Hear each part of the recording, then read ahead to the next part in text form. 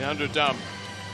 Crowd come to life because it's the 50. We go from one extreme to the other. We go from the longest to the shortest, one of the shortest anyway, because it's loads of 50s. But this is a very important race for, well, two men particularly, for Andrei Govorov and Ben Proud.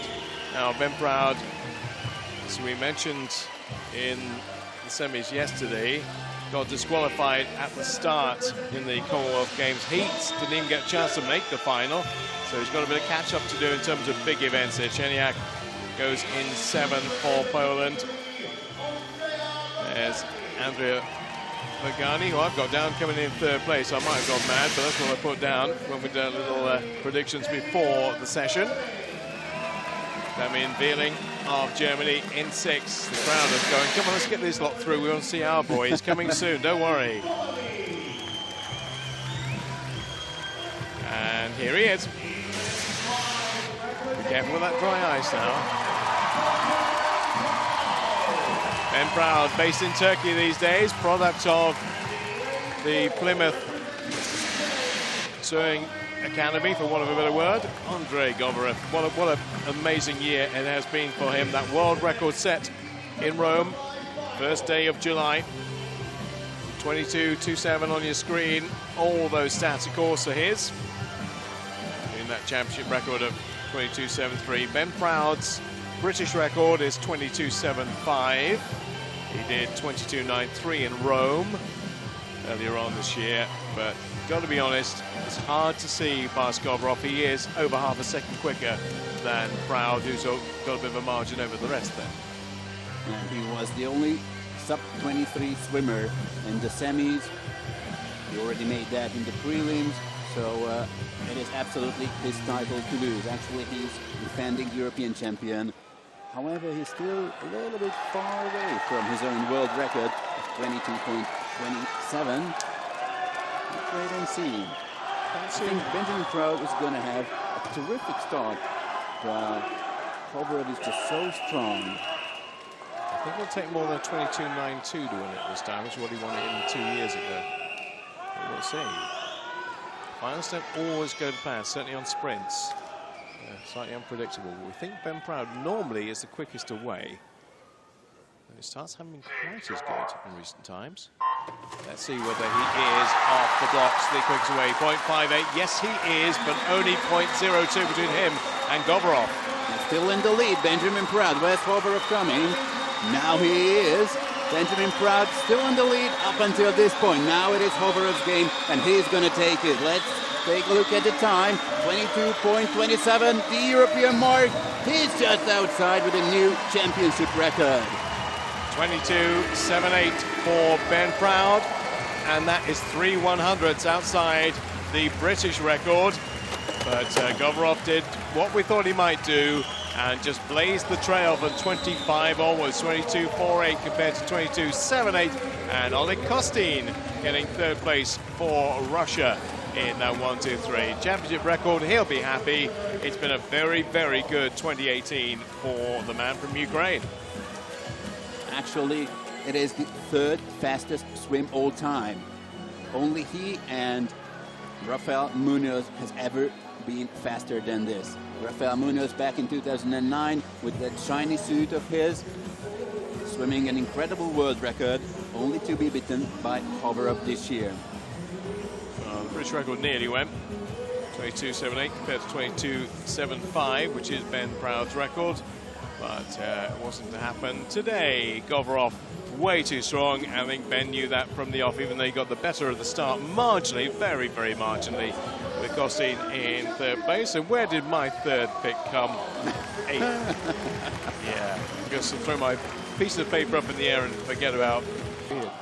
Right, 50 butterfly final. There will be some home interest in this, most definitely. It kind of went the way we thought it would. Not really that surprised with the 1 and 2. A little bit more surprised by the 3. But 1 and 2 definitely went the way we accepted that it would before the start. And Ben Proud got a chance to swim a major 50 butterfly final this year, which he didn't get at the Commonwealth Games, and took his chance. Didn't get the gold, but there again, He's some considerable distance behind the winner. So I think the silver, if he was being realistic, and I'm sure he would have been coming in here, was what he was looking for as a building block for the future. Here are the medal and seal presenters. And the flashcards from the medal winners. Oleg Kostin saying, I decided to win a medal in this race and finally got one. Makes me very, very happy. As deciding not to win a medal. I'm sorry, that's what I mean. Those kind of quotes really, you kind of go, I just went in there, I thought, yeah, okay, I will win a medal today. Well, you've got 5 other people who, or 6 people, or 7 people who might stop you doing that. But he decided, so that's good. I'm glad of that. I'd love to do that. I'd like to decide to have £1 million tomorrow, but I'm sure it's going to happen. Okay, but, wait and see. No, I think as long as I live, that's hardly likely to happen. Very interesting fact about Oleg Kostin that he is a breaststroke specialist, winning a bronze medal in the 50-meter back breaststroke in the short course Europeans, and now transforming to a butterfly specialist. Well, Ben Proud is, as his name would suggest, really happy to be up there, happy to be picking up yet another medal. He is a very proud Brit, but based in Turkey, has been based in Turkey with James Gibson's organisation, and it's worked wonders because there's no real sprint program. Interesting, Chris Walker-Hebbon said on Twitter the other day, it's time to get a sprint program back in Great Britain, because all the sprinters are now going to Turkey, they're not here. And the fact is that British swimming is pretty much based now around the 100, 200, etc. And nobody really looking at the 50s, and he's saying it's time somebody did, because this man's doing very well on the 50s. He is the world record holder, he is the European champion, he defends his title here. Andrei Govorov does it all over again and does it in style. Putting in the 3rd fastest time ever and getting that gold medal from Ukraine. Here comes the anthem for Govorov.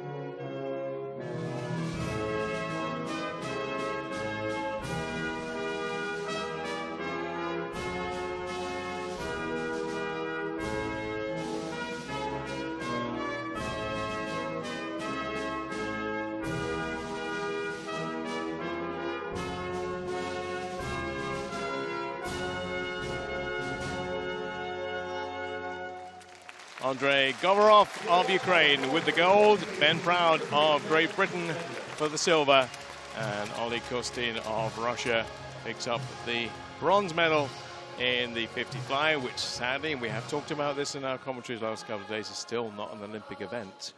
But maybe 2024, if they agitate, we can get those sprints in there. Everybody wants it. Everybody in the swimming fraternity pretty much wants them there. But at the moment, the IOC are just saying, no, we're not going to do it. Okay, so I think it's up to the French if they will have good sprinters. They do, and they do. That's the point. You know, the fact is that they are producing a few more. Will probably in the next 6 years definitely produce a few more. So if that's the case, they have to push the IOC. But it's got to go through. Probably got to go through. Their program's got to be published. Probably, I imagine, around about the time of the next Olympic Games. So that's only 2 years away. So they've got to really push next 24 months probably to say, right, we want this. But if the IOC stick firmly to their ethos, which is we don't want to extend the amount of athletes, because that's another thing they've got to do. You get sprints in, you get more athletes, and they have a seal on that. This is the amount of athletes we want. You're like, right, so what are you going to get rid of? you want to bring sprints in, you have to get rid of something. But well, your answer would be get rid of the 1500 for women and get rid of the 800 for men. But or if you want equality between the genders, then let's say 400 and 1500. So no 800 for both men and women. Yeah, I don't think too many people would be against that. I don't know. It'd be interesting to talk to the swimmers about that. Certainly the 800 for women's been a real part of the Olympics for quite a time now. Take it out.